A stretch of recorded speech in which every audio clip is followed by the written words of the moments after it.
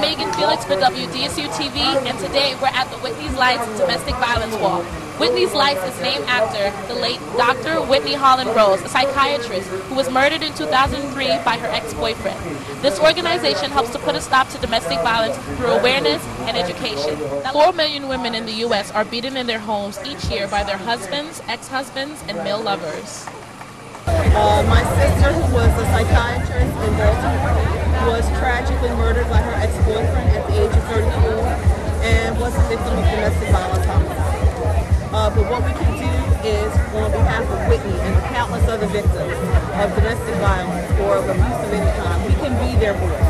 And so the impact on the community is huge. Each year this walk gets bigger and better, and we are able to put in the hand of everyone who comes in here information about domestic violence so that they are more aware, and hopefully so we can prevent them from being a victim. So it's made a definite impact on the community, and we like the fact that people take this information and then they go home and they share it with other people. I came out to be involved because as my sororities are syndicated, is widely known for showing out in numbers, and I felt it was only right because my mom is a product of domestic violence, so I just thought it was right to come out to show support and run for the cause. It made it kind of difficult, I guess, to be around guys, but it made me even stronger to see her that she was able to pursue through and still continue on. So that's my motivation, to be able to know to not become one of the products and learn from her experience. It is so significant for college students to be aware, because a lot of times college students, they drink, they party, and sometimes they let the alcohol get to them, in which they act out of their character.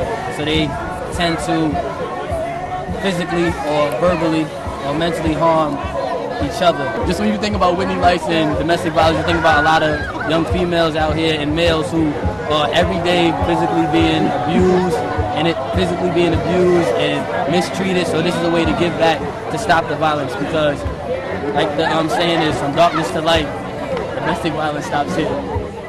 Well, I think when you see something, say something. That's a new saying that we've heard a lot here lately due to our environment and things that go on around us. But see something, say something. Ask people to get help if they're trying to be violent with somebody. Tell them to get help, and there's help out there for them and available. It's very important that we continually work against eliminating domestic violence. We don't want it in the home. We don't want it in the young people.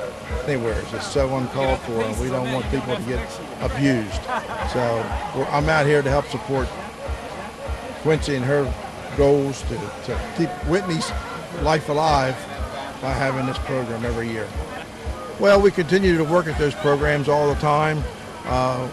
There's meetings, as Quincy was saying, there's meetings and get-togethers of trying to eliminate domestic violence. We have our police department doing a community policing program, which helps educate people on what they should be doing and what they shouldn't be doing. And that helps everything. It takes everybody pulling together to make that work. I love being here. I love the message and the meaning. Being here, we encourage people to take a stand against domestic violence. Well, this walk has made an impact in my life because Whitney's memory lives on. And so I am delighted about that, and I'm delighted that her memory is touching so many other young people, and for them to understand that domestic violence, you can make a difference. Well, you have to share the story. Each and every one of us have a story to share. You may know someone that has been impacted by domestic violence, and the key is you don't need a big stage, a platform, or a camera.